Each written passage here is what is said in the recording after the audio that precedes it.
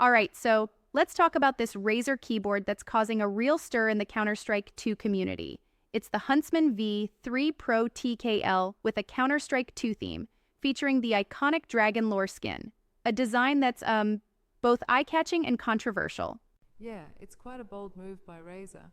And it's not just about looking cool, it can actually lead to situations where you might get kicked from the game. Exactly.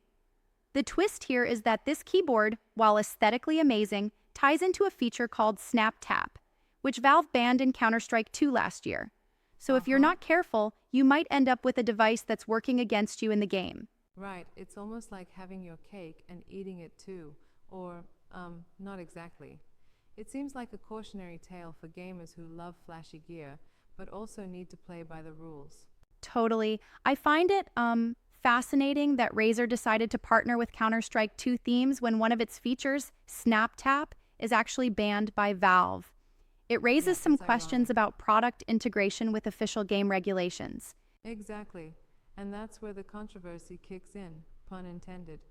Some gamers might think, is this really a cool customization or a potential game ruiner? Mm-hmm. It's like, um, you're trying to show off your fandom by customizing your gear, but then the game itself has a strict policy, and if you step out of line, boom, you're booted out of your match. And what's interesting is that Razer is charging an extra fee for this customization. That definitely adds another layer to the issue. Right, the extra fee for the Dragon Lore skin customization is something that might make gamers pause. It's, fancy, sure, but at what cost, both literally and in terms of gameplay? It's a bit Absolutely. like investing in a fancy sports car, only to find out it can't drive on the highways you're used to. That's a great analogy. And it makes you wonder if Razer is, in a way, taking a risky bet with this design, because integrating such a controversial theme might backfire if too many players run into the banned feature issue. Yeah, and this also brings up a broader conversation about how hardware customization and software game rules interact these days. It's like, the line between physical accessories and in-game experiences is getting really blurred, and we've seen similar trends with other Yep. peripherals. Sure, but I have to say, I do wonder whether it was a decision made with full awareness of the possible pitfalls. I mean, if the product might lead to you getting kicked from the game, isn't that a major concern for any serious gamer? Absolutely. And that's where consumer scrutiny comes in. It's not just about a flashy design, it's about compatibility and gameplay integrity. And honestly, it feels like Razer is trying to capture attention, but at the risk of annoying its user base. Yeah, and it sort of puts gamers in a difficult position. Do you buy the keyboard for its looks and brand prestige? Or do you play it safe and stick to non theme enhanced gear? Right. It's like, you're faced with a conundrum, the allure of something special against the potential of running afoul of game rules. And, um, for a game like Counter-Strike where competitive integrity is huge, that's not something to take Yep. lightly. And let's not forget that this isn't just a small accessory, it's one of Razer's flagship keyboards. The Huntsman V3 Pro TKL is, already popular among gamers for its performance. Exactly. That's what makes this situation so compelling. Razer is known for high-quality peripherals, so if you're trusted to deliver precision, then this misfire with the Snap Tap feature seems even more, um, jarring.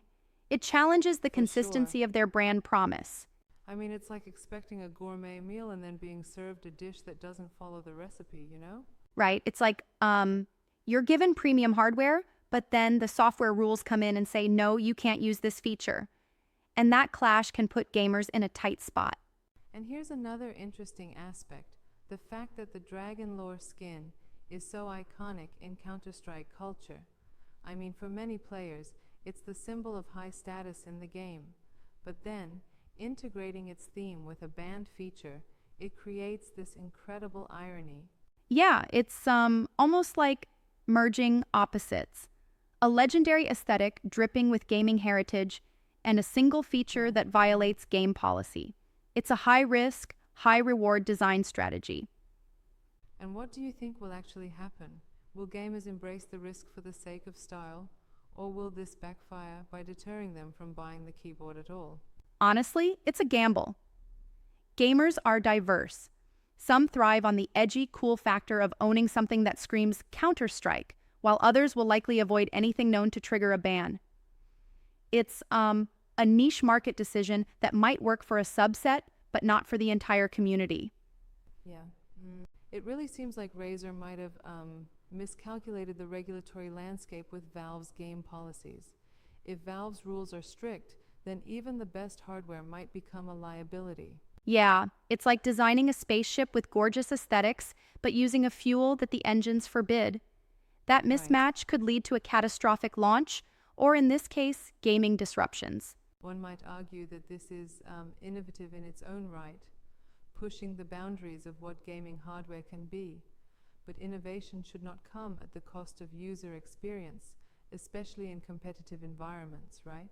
Exactly. And here's where I have to respectfully challenge that notion.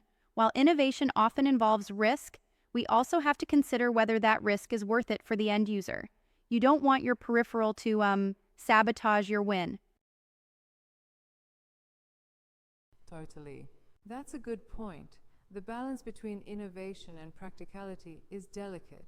And if you get kicked right when you're in the middle of a match, that's not just a personal inconvenience, it impacts your team as well. Right. And in a team-based environment like Counter-Strike 2, one player's disruption can cascade into larger issues. It's not just individual risk, it's affecting the overall competitive integrity. Absolutely, yeah. So it looks like both Razer and Valve have a lot to consider here. Maybe Valve might even adjust how strict they are, or Razer could find a workaround to ensure compatibility. Possibly, although changing game policy isn't something Valve does lightly. And Razer might need to rework some aspects of the Snap Tap feature, or offer clear warnings, before it becomes a widespread issue. Right. It does seem like a call for clearer communication between accessory manufacturers and game developers, doesn't it? You know, sort of bridging that gap in expectations. Yeah, it's like a dialogue that's long overdue. If gaming peripherals are to evolve alongside game policies, there must be a shared understanding of what's permissible and what's not. Definitely. And you have to wonder what this means for future collaborations. Will we see more themed hardware that runs into similar regulatory issues? Or will companies be more cautious? I think it might go both ways. On one hand, the allure of themed hardware is undeniable. It's a status symbol. On the other, if the technical integration constantly risks kicks or bans, companies might pivot to safer designs. That makes sense. Personally, I'd like to see Razer and Valve, if possible, work together on a solution. That way, gamers could enjoy the best of both worlds. Stylish peripherals without the fear of rule violations. Right, collaboration could be the key to smoothing out these issues. It's like a team effort between hardware innovators and game developers to create a seamless gaming ecosystem. Absolutely, I agree. And until then, gamers are in an interesting position. Do you invest in this edgy piece of tech, or stick with what's known to work within the game's ecosystem? Exactly. It's a decision that goes beyond just price or aesthetics. It's about ensuring you don't inadvertently get booted mid-game. It's a high-stakes choice in a landscape where every advantage counts. Right on.